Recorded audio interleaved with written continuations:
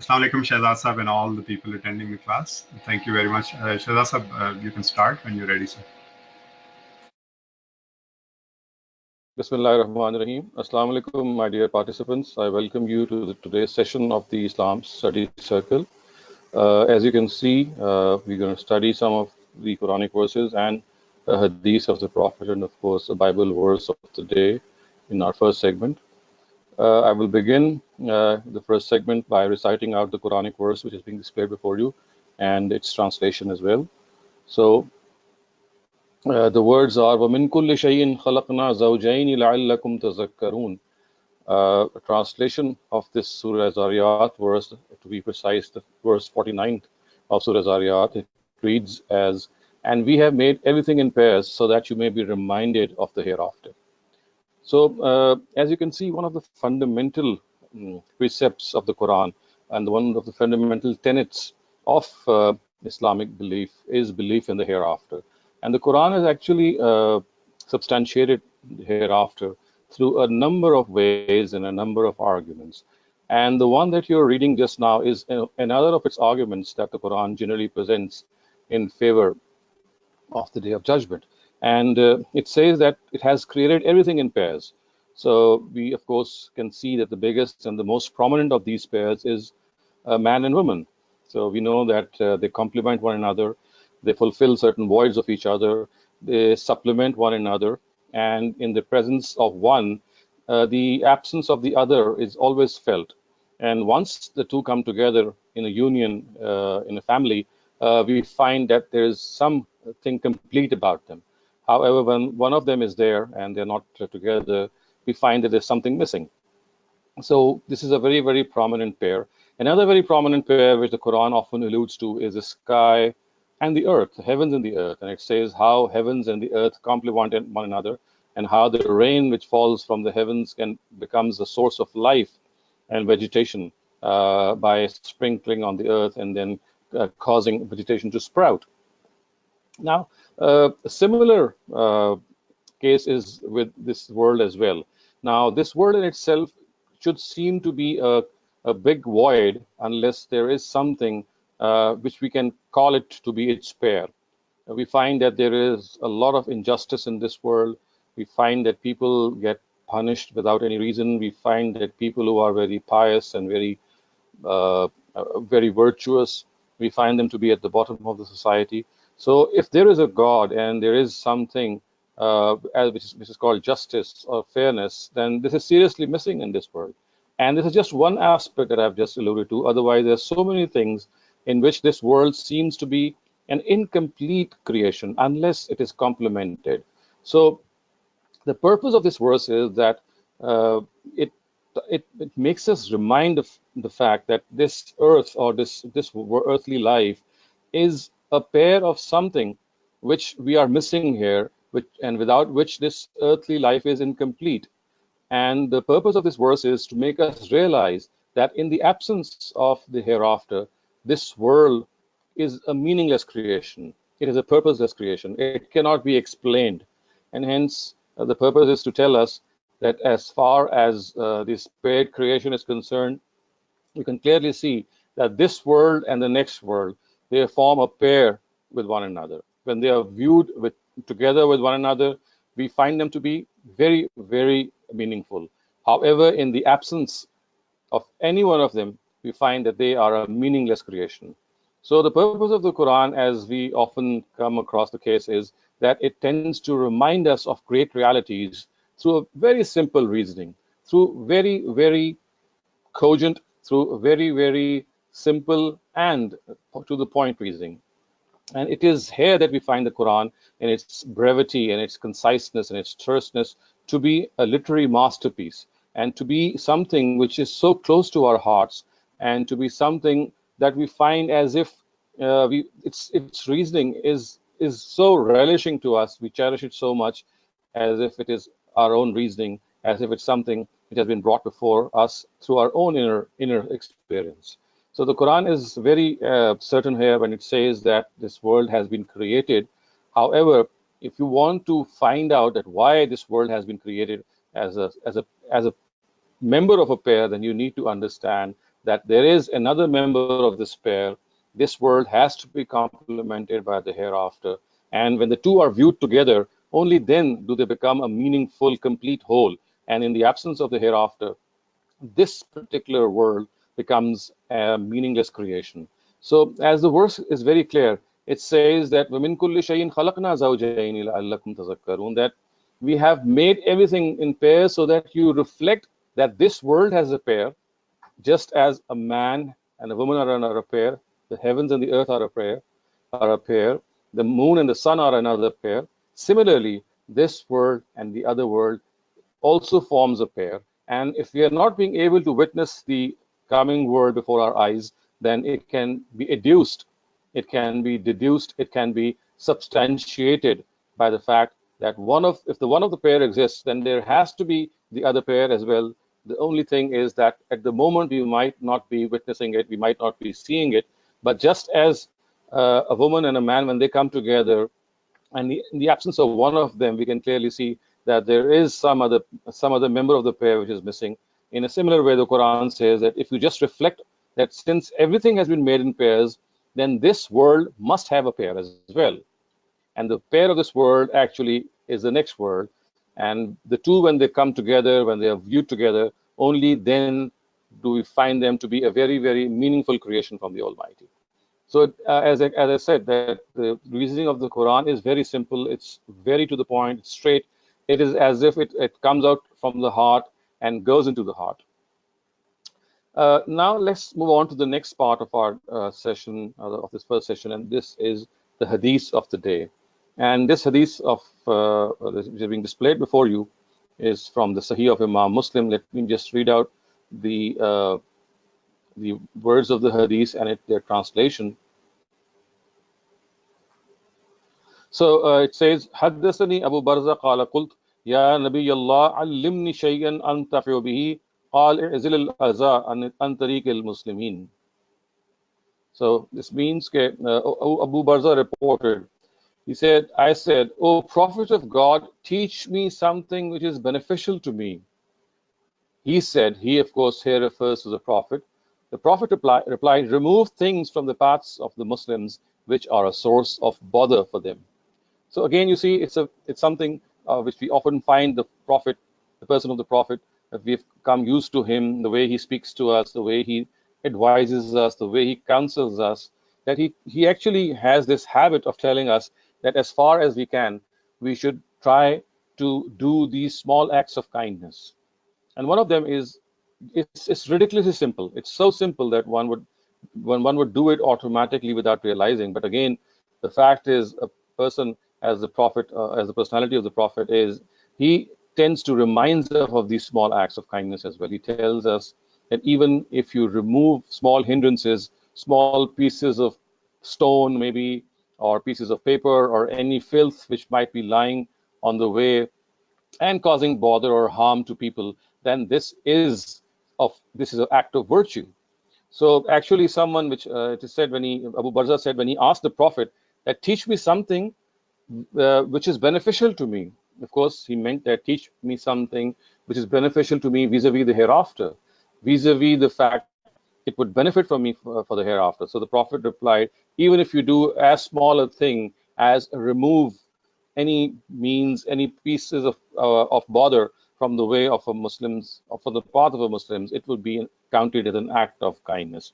And let us, as I always try to point this out, that these small acts of kindness, they should come naturally to us. They are basically human related, and they don't need any external advice or an external counseling.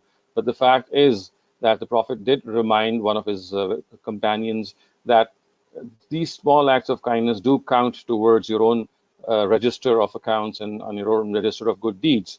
So look out for things that might be a cause of bother for people.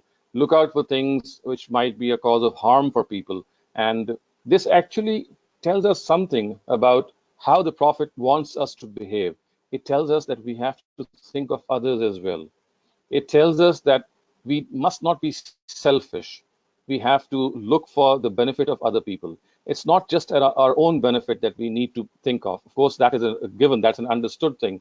And it also comes naturally to us because we are often very, very careful or very observant of the fact that we must not incur any loss or any problem should come upon us. So we are very careful in that. The Prophet here is actually advising us that it's not only your own self that you should think of, but also think of others. Also think of bringing convenience to others, bringing comfort to others, thinking of others. And when a person starts thinking of others, and he starts doing things for others, as small a thing as removing a piece of stone or a rock or something which is causing a problem in any pathway, then actually this is a means of education and instruction to him. A person who will do these small acts of kindness will always be very, very careful and very, very sensitive and sympathetic in bigger acts of kindness as well. How can we imagine a person who is going to remove things which are causing hindrance to Muslims in their pathways or to people in their pathways? He would not think of other bigger hindrances. So if we are careful in a very small, in a very, very limited aspect, we are bound to be very sympathetic, very careful in larger aspects of life. So this is how prophets of God teach us. They tell us that if you do small acts of kindness, big acts of kindness, greater acts of kindness, large acts of kindness will become easier for you. And this is something that I think we should learn from the personalities of the prophets of God. And in particular, we should make it a point that as far as we can, we should reach out for others. We should reach out for their help. We should reach out how we can do best for them, what we can do best for them. And as far as we can, we should try to make life comfortable, life more easy for people around us.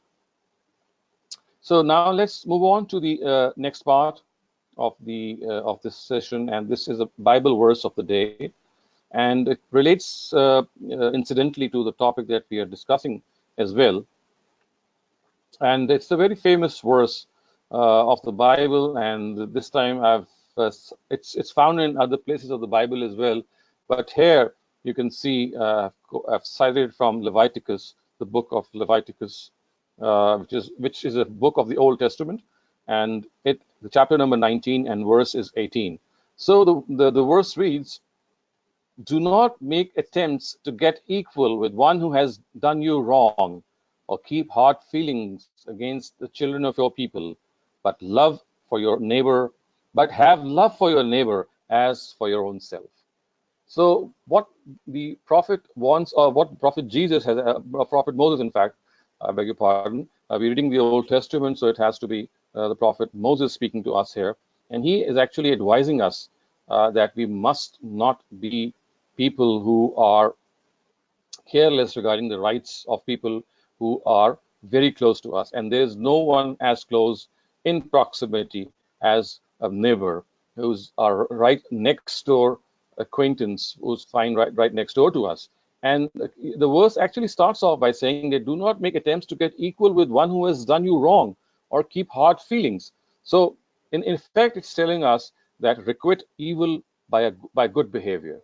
If you are doing something in which you find that the other person is inflicting harm on you, or the other person is not actually being a person who should be caring and sympathetic to your own self, then don't make it a means of scoring points or keeping hard feelings against him, but try as much as you can to forgive that person. And instead of seeking revenge or paying in the same coin, you should have this magnanimity in your own self and forgive other people. And in fact, what the verse goes on to say is that love your neighbor as your own self. And this again has become a cliche, a proverb in the English language. And we all know that when the Bible says, "Love thy neighbor as thyself," it actually tells us that we have to be people who must have concern for other people. And in particular, the person who is living right next door has the greatest right on us. We must think of the person who is living close to us. And we know that today, the society in which we are living in, it generally does not have this concern for the next door neighbor, simply because we have become too busy in our routines. We have become too involved in our own life cycles that at times we don't even know who the person is who's living next door. But we must find out. We must take time and find out people who live close to us, because they have a right on us, and we never know, they might be in a spot of bother. So it's not just like providing them with food or with other things or basic needs of life. At times, your neighbor needs your emotional support. At times, your neighbor needs someone to fall back to. At times, it is your own personality who might give him or her shelter vis-a-vis emotional breakdown. So it says that you have to love your neighbor. You have to find ways and means of helping your neighbor, of thinking of him or her, and finding out if there is anything that you can do to help her. So don't forget that it's not always a situation of giving donations or financial contribution to your neighbors, because your neighbors might not be needing these financial contributions. Some of them might be, but mostly, if you're living in posh neighborhoods, they might not be needing these financial support from you. But what they may be needing is emotional support. What they may be needing is this bond of humanity which brings us together. This bond of humanity in which we share our sorrows, in which we share our happiness, in which we bring together the bond of humanity, so that our children, so that our next in kin can strengthen this bond, can come close to one another as human beings, learn from one another. And as we all feel that without one another, we are very weak people. All of us have been created in a way that we feel as if we had this strength in us, that we had people to fall back upon, we had people on which we could rely upon, our efforts, our energies, they increase manyfold. So it's like saying that when we get together, it's like this community living. It's like this bond of fraternity, this bond of humanity, which makes us come together, which makes us feel as if we are one, as if we are not strangers to one another, but we are people who can clearly and very specially make the day of the other person by listening to his problems, by providing a shoulder to his problems, by wiping out the tears of people who might live close to us, the old people, the sick people, people who are living in the handicap. So there are so many things around us in this regard that we need to understand. And hence, I would say that this is a very comprehensive biblical verse from the book of Leviticus. And I don't think that we need to think much more about this than the fact that if today we are not acquainted with our neighbors, with our immediate neighborhood, let's make it a point to make friends with them, to find out who they are, and also think about what they might require from us. And as I said, it's not just funds or monetary donations that people might need.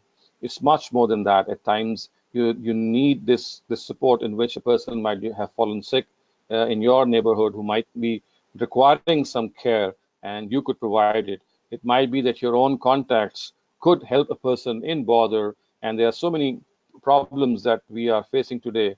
And I would stress this once again, that the biggest support that today that we can give to our neighbors and to people to whom we are acquainted is this emotional support, in which we are able to bring them this comfort, the soothness, in which they are able to lead a life which is much more comfortable, and in which they can realize the fact that at least they have some person on which they can rely and fall back upon. So this brings us to the end of the first session, my dear participants. And if you have any questions regarding this first part, we can discuss them now, and then inshallah we'll move on to the next part, or the next segment. Uh, Please click on the hand icon next to your name if you have a question before we move to the next segment. Doctor, we don't have any questions. We can proceed.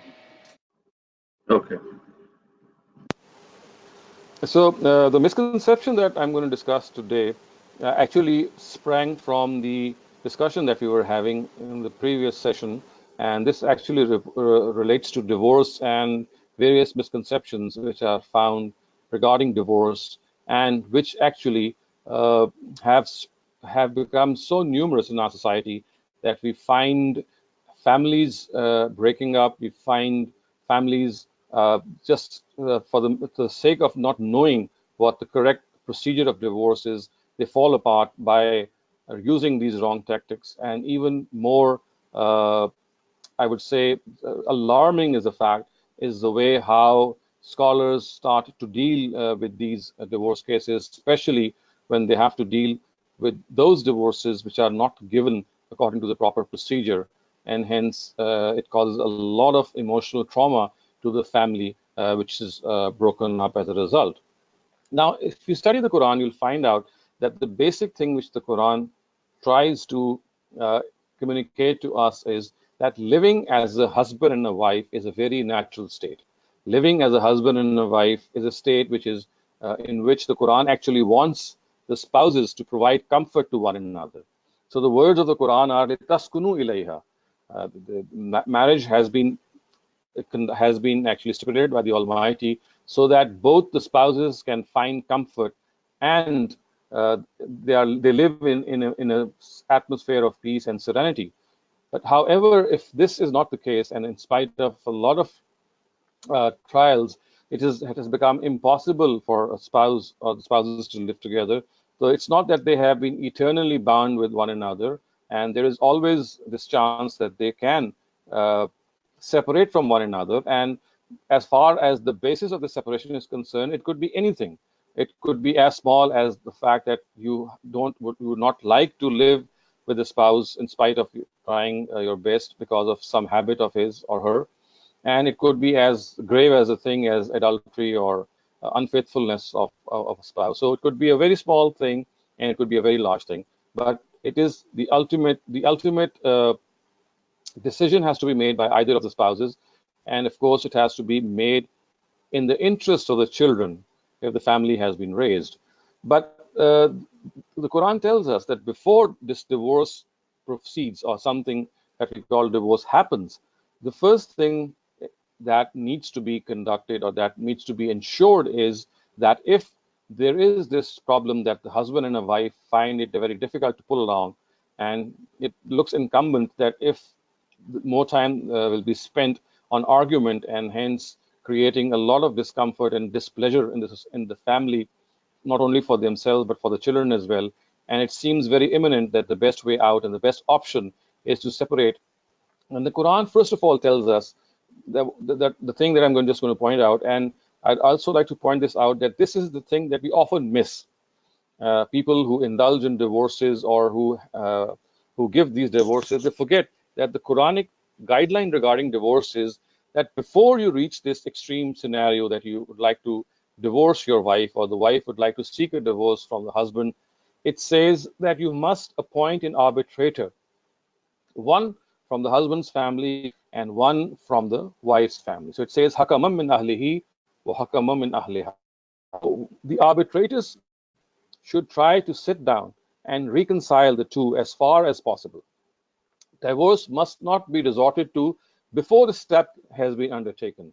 If people think that divorce is the only option, they are not being able to resolve their differences among themselves amicably, then they must involve an elder of the family, an elder, one from the husband's family and the other from the wife's family.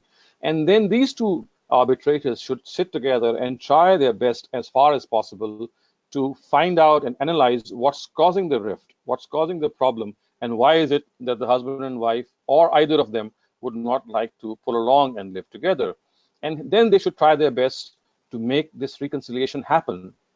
And only if they fail should then either of the spouses proceed for divorce. So you see, the first step which the Quran has put into this whole procedure is that it wants people to calm down. They must not resort to divorce unless they have involved someone from either of the family, who have sitting together, who have tried to talk them into a reconciliation. And when this happens, the Quran wants to ensure that the tempers are not running high. It wants to ensure that the divorce does not take place in a state of frenzy. It does not take place in rashness. So it wants the two arbitrators to sit together, analyze the situation, advise the spouses, and tell them what they are missing, and tell them how manners can be improved. And today, in modern day societies, we have marriage counselors who actually also have a very similar task. So, just as arbitrators of the family, before this situation is reached, even more advisable is that before you involve your family members, maybe you can go to a counselor, a marriage counselor, who can sort out things that you were not being able to sort out among yourselves. And this does help. However, if this does not help, then of course they must resort to this arbitratorship between two elders of the family, one from the husband's side and one from the uh, wife's side. Now, if this also fails, then the Quran says that a husband and a wife have an equal right to divorce. So, a husband can divorce his wife, and a wife can seek divorce from the husband. And if she seeks divorce from the husband, then every husband who is of an upright nature, he should actually comply with the wife's demand and give this divorce. So, the only difference between is that both have an equal right to divorce. The only thing is that there is a procedural difference. As far as husbands are concerned, they can give a divorce, and as far as a wife is concerned, she can seek divorces. After which, a husband should, an upright husband should actually comply. And if there is a problem, he does not comply, then of course a wife or a lady can seek or knock the doors of a court of law. Now, the other thing that needs to be understood is that as far as divorce is concerned, the first thing is that it has to be given in a very, very calculated way, in a way in which you should not, no person should be in a bout of frenzy. It should be a very calculated and a very well thought of decision. And the words of the Quran are wa in azamut talaq, which means when you have decided, you have made a firm intention of giving divorce, then only should you proceed.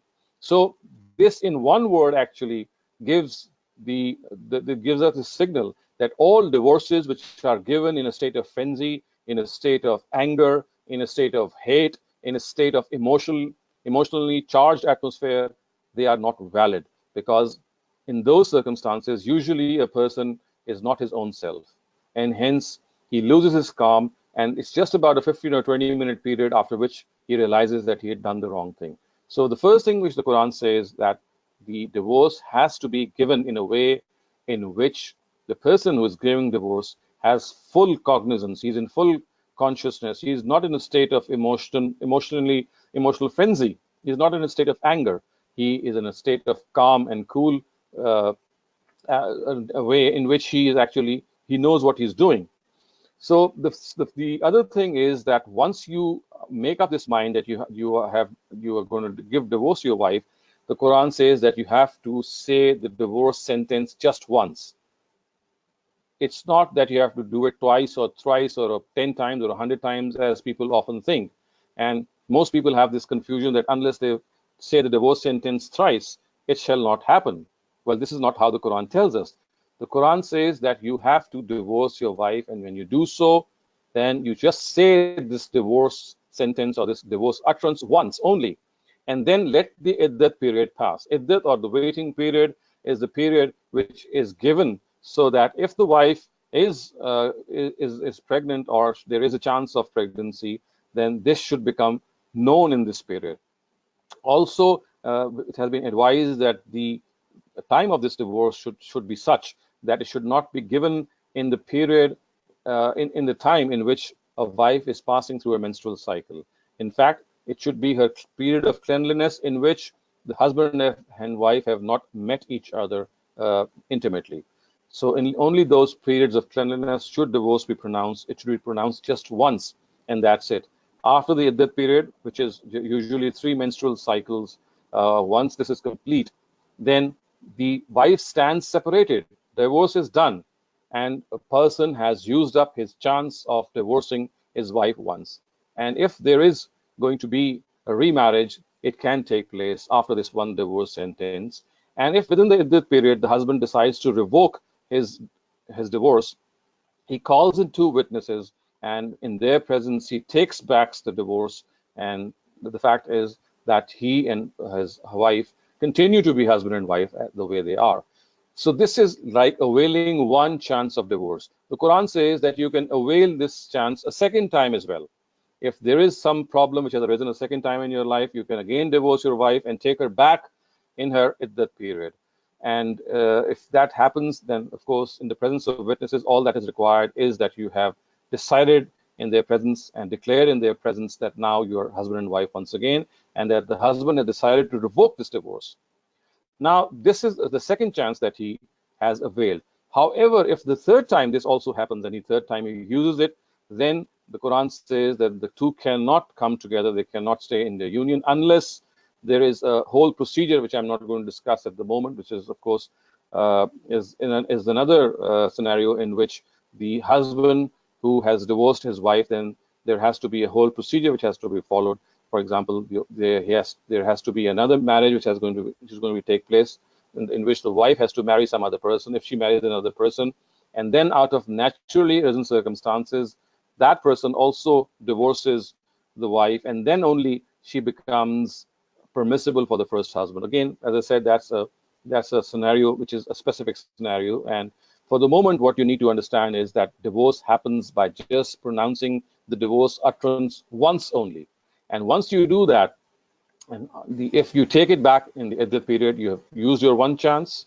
You can use your second chance as well. But after the third chance, as I said, there has to be this procedure which has to be followed.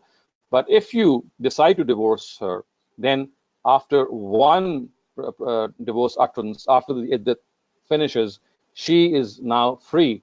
She can marry someone else, and the husband, of course, can marry someone else, and they can marry each other again as well. And therefore, the Quran says that as far as divorce utterances are concerned, they must be cogently, they must be consciously uttered once only. So the violations which take place regarding divorce are number one, are that people don't realize that they must not divorce their wives when they are passing through their menstrual cycles. They have to be, or in that period of cleanliness when intercourse has not taken place. So the first thing that has to be understood is that the husband has to pronounce divorce when the wife is not passing through a menstrual cycle, and also she is in a period of cleanliness, that period of cleanliness or purity in which the two have not intimately met each other. That's number one. And the second thing is that it should not be in a state of frenzy that he gives this divorce. It has to be a very well calculated move.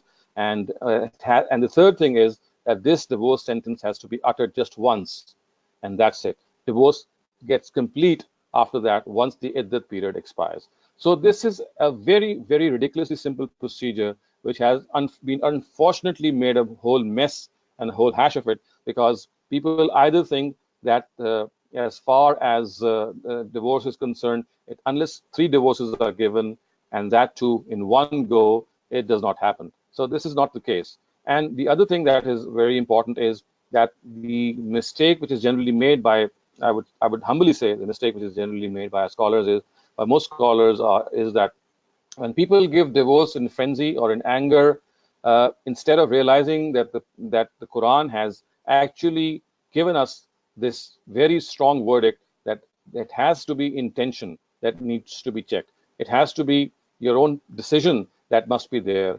What our scholars do is that in the presence of a certain weak hadith, not only is it weak, but it has a very specific context. They say that if a person gives divorce, if he is in a state of frenzy, if he is in a state of anger, then that divorce shall happen. It shall be counted as valid. And also, if that divorce is given such that three divorces are given in one go, then we know that there is a very major group of our Muslim scholars who actually regard these to be valid. So all these cases are actually violation of the divorce procedure, and hence they must be very, very carefully be avoided. And this can only be done if the husband and wife, they are properly educated. And I always say that just as marriage needs education, the norms of marriage, the way people get married, the way they need education regarding how they should behave as spouses, how they should behave as couples. Similarly, and equal education is needed regarding the procedure of divorce, regarding how this unpleasant, although it's an unpleasant thing, of course, but then it has to take place in the proper procedure. So they should get educated that has a certain procedure which must be followed, and as per this procedure, before divorce takes place, they must involve the elders of the family who can reconcile. And if this is not possible, then one divorce has to be given. It should not be given in a state of emotional frenzy. It has to be given in a very calculated and a calm way. Again, it has to be given when nothing else is, there's no option which is left. And then again, in this regard, they must also realize that this is an option that they're using. And once they have given this divorce, the husband has the right to take back his wife within the iddah period. However, when the iddah period crosses, then that divorce will be final. However, there still be a chance for them to marry again. This after the first divorce, they'll still have another chance if the second divorce happens. But after the third divorce, they'll not be having this chance. So, in a nutshell, if this procedure is followed in letter and in spirit, a lot of bother through which we go today in our families, in which wrongly given divorces, either in emotional frenzy or because they think that unless they give three divorces, they will not happen. This will be circumvented and given a proper way to be solved. So this I've just explained a few areas in which divorce has become a big bother, a source of bother. There are several other areas as well which I have not discussed, because my concern here were the common misconceptions which surround this concept of divorce. The way the Quran has described it is very simple. It's something that we need to understand. However, instead of following the simple procedure of the Quran, we often end up in a lot of bother. And this is further complicated by many of our scholars who, by not realizing the fact that divorces which are given in anger and divorces which are given in a state of emotional frenzy and in a charged atmosphere, they never happen, because it's like the Prophet we have the example of the Prophet also, that he would always ask for the intention of a person, whether he really intended to give the divorce to a person or not. It's at times you have this anger in you, you can express this anger as well, but the real thing is that in anger we usually don't have the intention. But the bottom line is that if there is intention present, then even that anger is at times acceptable. But that anger in which you have no intention of actually divorcing your wife is the one that we are talking about here. So it has to be the question in which the intention of the person has to be taken into account. The intention of the husband has to be taken into account, even if he has uttered something in a state of frenzy. Our scholars are well advised, if they think and they look up the sources once again and see that the Quran says in Azamut Talaq that talaq has to be given in a state of determination, in which a person knows what he's doing, in which he knows what the decision is. It should not be given. If it is given in a state of frenzy, then it's actually like violating what the Quran has said. And in this violation of law should not be taken as an implementation of the law. On the other hand, of course, you can penalize the person who has done this wrong, but it is a very wrong notion that such divorces should be made to happen, because, as I said, in the first place, the Quran has made it very clear. In the second place, the hadiths on the basis of which many of our scholars think that divorces given in anger happen, it in itself is a weak and a zaif hadith, and also it relates to a very particular context in which a person was actually playing about and he was giving divorce to his wife, and then when he would be checked, he would say that I'm just giving it out of fun or out of anger. And at this, it is said that the Prophet said, if you do it now, then it will be implemented, because we're not going to give you any concession for your frenzy or for your anger, because you're now making a joke out of it. This is what the actual narrative is, but in itself, the way it has been reported is also not technically sahih, and hence, again, that narrative cannot be relied upon. So I'll bring this discussion regarding divorce to a closure here, so that if you have any questions regarding this very sensitive issue, we can now take them up. Rafia Saiba, unmute your mic and ask your question, please. Dr. Shehzad, thank you so much for explaining about the divorce. My question is, can one get the right of divorce written in the Nikahnaama? And can a woman do that? And secondly, that when a husband wants to marry his wife again after one iddat period, do they have to go through a nikah? So the answer to your second question is yes, they have to go through this nikah once again, because once the iddat passes, Now they are free individuals. They are individuals who have no longer related to one another. So therefore, in this situation, once the iddat passes, if they have to come together, they have to do the nikah again. And as far as your first question is concerned, sorry, what was the first question? The first question was that in the Nikah Nama, there is a column Right. in which Right it of divorce. says right The of right of divorce. divorce. Can the So the right of woman divorce, write it down? if you, right. Mhm. So you see, our nikah namas or the marriage contracts, which are printed in most Eastern countries like Pakistan or India and some others, this right of divorce is given to the wife, in which she has actually an equal right to divorce. I would say this is something which is not in conformity with the precepts of the Quran, because the Quran says, "Biyadihi uqdatun nikah." It tells us that it's the head of the family which has the right to divorce.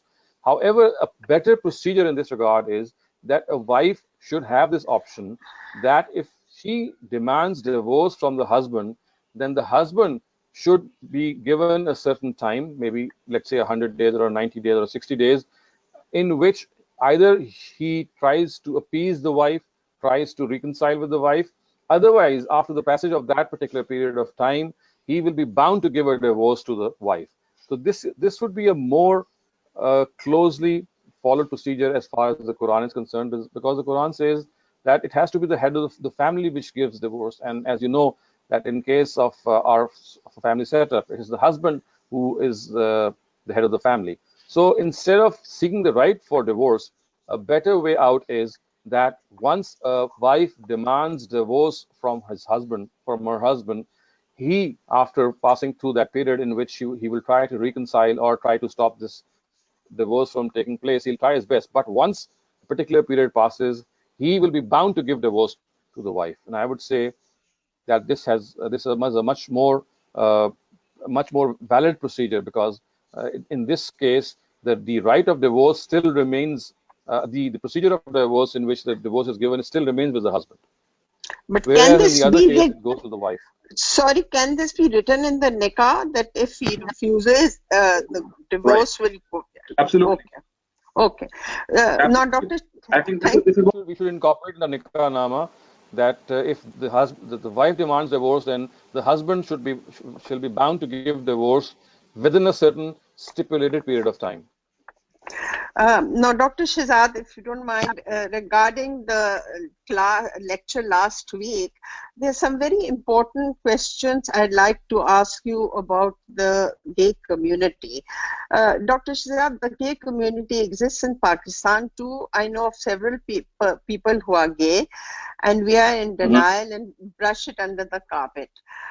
We Right. have a family member who's gay. She is a very pious woman, prays 5 times, has done Umrah Hajj, and I can vouch for her piety. When I found Mm-hmm. out she was gay, I was very, very sad.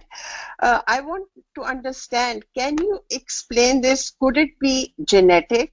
Could it be a medical problem? Uh, we give our children the right values, but in spite of this, if something like this happens, should we condemn them, punish them, or let Allah just judge them? Because I'm personally going through it right now. We just discovered this. So I'd like your guidance on this, please. Well, first of all, as I explained last time, that basically it's a sexual deviation. To be a lesbian, to be a gay, or to belong to the LGBT community is something that we consider to be a deviation from the norm. And I don't think I would not go along with this deduction that it is genetically uh, inspired, or it has a genetic origin. I think it's basically a case in which you need rehabilitation. It's like having a disorder, like any other disorder, and it needs to be treated. And the way that you treat such people is the way you treat any patient of any ailment. And I think that in such cases, instead of punishing such people or ostracizing them or cutting relations off with them, this is absolutely uncalled for. You should become even more sympathetic, even more caring, even more loving if you find out someone who is going through this disorder and deviation. And instead of discussing this disorder and deviation, because Of course, when a person is indulging in this, he or she knows that whatever she's doing is what she thinks is right or wrong. So the first thing is that you need to show sympathy to a person, to be close to him or her, and if, as you've said, that she's a very upright lady, she's a very pious lady, she prays and she fasts and she does umrah, etc. So I personally have come across so many gays who have a similar inclination, who might have this distortion or this deviation, but at the same time they are very, very pious individuals. So I would say that instead of discussing their sexuality or their disorientation, we should actually treat them uh, as if there is any other person. And if that person thinks that this is a disorder, then we should help him or her out by rehabilitation. And there are such rehabilitatory measures, but this can only happen if the other person thinks that this is a disorder. In the absence of this thinking, all you can do is you can actually uh, make make the other person feel as if you are his or her well-wisher. Do not discard that person and let the Almighty decide his or her fate. And of course, if a discussion comes up, you can express your point of view in a very polite way and not a very dogmatic way, and let the other person also contemplate. And remember, we are not people who are being sent, who have been sent here to send people to hell or to tell them that they're going to hell, because we are no one to judge the fate of people. Let the Almighty judge the fate of people. As far as we are concerned, we have to be amicable, we have to be friendly, we have to be people who uphold these values ourselves. We set examples of good deeds, of upright behavior ourselves. And if there's a person who has this deviant behavior in a particular sphere of his personality, of her personality, always think that we in our own personalities always also have these deviant behaviors. And so it's all the more reason that we concentrate on our own selves. And as I said, if such a person realizes this, because I know people who pass through this situation and they have this guilt in them. It's not always that they find themselves, they don't justify themselves always. There are people who find this as a guilt in them, and it is such people to whom we can actually make a very big difference in their lives by helping them out, by rehabilitating them. There are so many rehabilitation clinics around and doctors around who can help us out psychologically and emotionally. But as I said, this is only for those people who think that this is a disorder. As far as people are concerned who think that it's not a disorder, but it's like a genetically produced individual, we cannot argue with them because they're not going to accept your own point of view. All that you can do is that if there ever is a discussion, you can present your own point of view, but without being dogmatic, without being judgmental, and without actually pronouncing what's going to happen in the hereafter, because that's none of our business. Well, Dr. Shehzad, as far as this relative is concerned, let me point out to you that I talked to her, and she is very happy, and she's now living with someone and with another woman. And as I said, I felt sad. I was just wondering whether she was born like this, or I don't know why I think it could be a medical problem which the doctors could help to discern therapy. But last week, the class that was you held, I got the impression from some other lady who talked about her children that going to schools in America and sitting with somebody who may be gay might influence you, and I just don't feel that way. I just feel that this is something, it just happens to someone. Why? I have no explanation for it. Um, So I would say that even if you let's for a moment suppose that it is genetically compelled. Let's for a moment suppose that, although I do not fully agree with this, but let's suppose that it could be genetically compelled, or people are genetically disordered in this way. Then again, if you see, if there is this thing which is called OCD, obsessive compulsive disorder. For example, if a person is a kleptomaniac, he has a habit of stealing. So it could be something which is genetically compelled. But can we allow kleptomaniacs to go to the bazaar or to the markets, and if they start stealing, we can allow them to steal? Of course we don't, because we say that it's a disorder, and if a person has this disorder of kleptomania, of course he might not be punished the way other people are, because this is like an obsession with him. But it will be regarded as as a deviation. Similarly, there are serial killers, people who are serial killers, and one can argue that a serial killer is a person who is genetically compelled because of certain circumstances. But again, let us suppose that serial killing is genetically compelled. What would you do? You'll of course confine that serial killer to some environment where he or she is not able to cause harm to the society. So the bottom line is that even if this is something which is genetically compelled, even then, what at best it can happen is that there could be some excuse for that person, and the Almighty might be lenient in treating that person. But as far as the actual harm or actual process that he is undertaking is concerned, that has to be looked upon as a process in which you need to rehabilitate that person. You might need to isolate that person. But again, as I said, that can only happen in societies, in environments where this is thought to be a deviation. Living in the United States or Australia or United Kingdom, where this is no longer considered as a deviation. 100 years ago, 70 years ago, in the US also, this was a big shameful thing. But today, as the things have progressed, it's now become a norm. So it's not going to happen the way I'm speaking in countries where we have this phenomena in which the LGBT community is actually a recognized community. It's an acceptable community.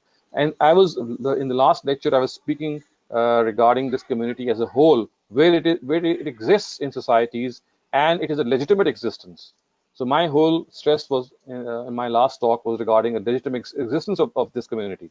However, if there are areas in which we can find these people, and we find also that they feel this guilt in them, and they feel that they would like to set right themselves. Because I know certain people of this community who actually think that they are doing something wrong, and they'd like to correct themselves, but they are too compelled to do that thing that they cannot find any way out. So that's another treatment that you need to understand. So fundamentally, you need to understand that there are people who think that this is a completely okay orientation, it's completely acceptable. So that's one category of people. Then there is another category of people who think that this is a wrong orientation, but they actually cannot stop themselves. And then there's a third category of people who are neither of the two, and instead of showing their sympathy or maybe a right attitude, they start to shun these people, they start to hate these people, they start to pronounce verdicts regarding the fate of these people. So I think all these categories need to be separated, and each has to be dealt with in a separate way and in a separate manner. Thank you, Dr. Rafiya Sahib, I'm very sorry. My apologies. There's 4 more people in line. Okay. Yes. Sorry, I'm sorry. Allow me, with your permission, if I can take them. Sure. About 7 sorry. minutes. Yeah, Thank sorry. you very much. Thank you. Thank you so much. No problem. Dr. Sahib, there's 2 written questions. I'll take the first one. It's from Syed Mohsen. He is saying, does the same procedure apply, and in a parenthesis of arbiters and 2 chances and the iddat period, if the wife is the one seeking divorce? Yes, it does. Because if the wife is seeking divorce, again, as I said, that the procedure would be such that the husband should be told that he has to give this divorce, because the step which this procedure has to take place is that she seeks divorce, she demands divorce. And since the husband is the person who is going to give divorce, the same procedure will be followed. So in the first, the difference is just one. In the case the husband is to give divorce, of course, he does not need to ask anyone except his own self. And if the wife needs to seek divorce, she'd also ask the husband to give her divorce. And since the husband is going to give divorce in both cases, the procedure is to be the same. Thank you. I have a question from Kashif Khan Saab. He's saying, why do our scholars then rely upon a Zaif hadith that outrightly contradicts the Quran? What's the iddat period and remarry option is available, or they can get together by mutual understanding or in presence of witness? Kindly elaborate. So as I said, that this is something which scholars need to revisit and re-evaluate, because first of all, as I said, it's against the Quran. And when you give divorce in a state of frenzy, because you see, let me also point out the fact that what the hadith says is that divorce which is given in anger or in jest is valid. This is what the words of the hadith are. Of course, it has some other words as well, but the relevant part of the hadith is that all divorces which are given in jest and in anger, they are equally valid. So the first thing is that this hadith itself is against the Quran, because the Quran says that it has to be a calculated decision. As I have repeatedly pointed out, the verse of the Quran is in azamut talaq, when you decide to give divorce in a very calculated way. Azam, as you know, is a word which is also used in the Urdu language. In Arabic, it means a strong resolve. It means a very defined intention. So how can a person who is giving divorce in the state of jest or in a state of anger, unless of course this is a situation that he has this intention, how can we say that he's actually exercising this right to divorce in the way that the Quran is telling him? First, this is the first thing. And the second thing that needs to be understood is that the hadith itself, as I said, is something which it does not fall in the category of Sahih hadith. Sahih here is the technical word. So as I said that I've always wanted to ask our scholars that if this is the case, then why do actually they insist on something which is not only against the Quran, but in itself it's ill-founded? I think would be better if you have this experience and if you could go and ask a scholar and ask us a typical scholar in this case and seek this inquiry from him that why at all is this hadith invoked when it is not in the first place it's not authentic, and in the second place it goes against the Quran. Thank you, Dr. Sahib. I have a question for Naz Saiba. Please go ahead and ask your question. Right.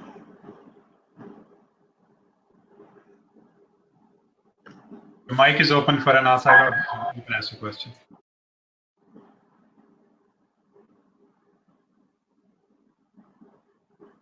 Yes, please proceed. There must be some problem with the mic. Okay. We can come back to that, or you can type it up, write it, and I'll ask on your behalf if that issue persists. I have a comment from Khalid Haksab. Excuse me.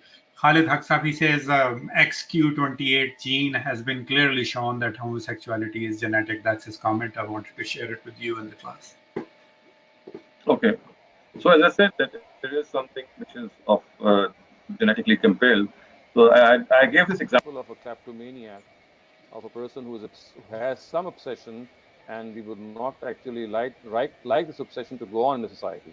So in a very similar way, even if it is genetically compelled, what we can best do is that we can that the Almighty might give him or her this this concession when he or she is given has to be taken account for on the day of judgment.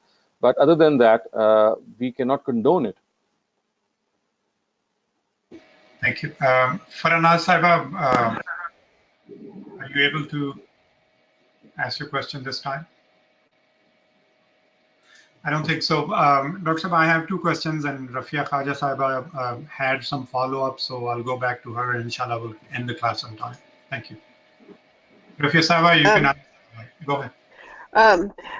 Thank you, Dr. Shehzad. I've understood about the gays, and as I said, it's a very sad thing. I'm feeling very sad presently, but as I said, I can't explain. I can just pray for her, and I just hope God will judge her properly. But I think that I can't condemn her, and you, I think, agree with me. She's not at fault for what has happened to her. Right. I mean, the way whether she's at fault or not is something not for us to decide. Let the Almighty decide. We don't know what situation she's passing through and the decision that she has taken. But outwardly, our own treatment of that individual should be of sympathy, of kindness, of any other person, the way you would treat any other person, with sympathy, with love, with affection, and let the orientation issue, the sexual orientation issue let it be between her and her God. And it could be a matter of disturbance for you. It could be a matter of alarm for you. But again, as I said, this is because you feel concerned for that person. And that concern can only be expressed if the other person is willing to have your comments, and if he thinks that he would like your corrective procedure to take place. If that's not the case, then of course all of us do feel bad when we see some of our close ones doing something that we think is wrong. But remember, this is our feeling. She or the person who might be involved in these things, when they're doing these things, they don't think that they're doing something wrong. So it's like saying that when a person is smoking a cigarette, we feel very sorry for him because he's doing something which is very bad for his own health as well as for the family. But again, that person does not have this feeling. If that person is okay with doing something which is not only harmful for his own self but for the atmosphere and the surrounding as well, what else can we do but to accept whatever the other person has decided for his own self or her own self, and at the same time, if there is an opportunity, if there is a chance to discuss these things, let that chance come, and it's at that time that we should actually cogently and very sagaciously speak out in a very positive frame of mind. Thank you, Dr. Thank you. Shehzad. She said she's never been more happy than she is, so I've left it at that. Thank you, Dr. Sahib. Right. Thank you, Dr. Sahib. Our class time is over. Inshallah, we'll meet next Saturday. Thank you. Assalamu alaikum. Walaikum Thank you assalam. so Thank much. you. Thank you. Khuda